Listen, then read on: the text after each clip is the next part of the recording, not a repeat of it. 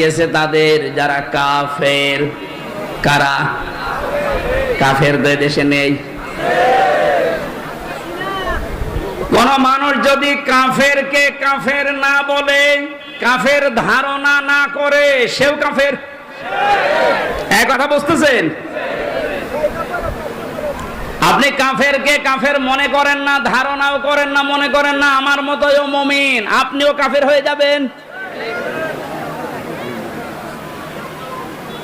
কোরআনে কারীম কাফের কাদেরকে জানিয়েছে?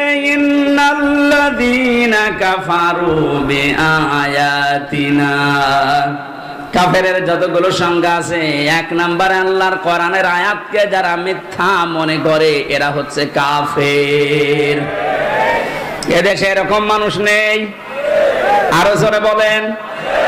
আজকে 4 তারিখ, 1 মাস আগে মাত্র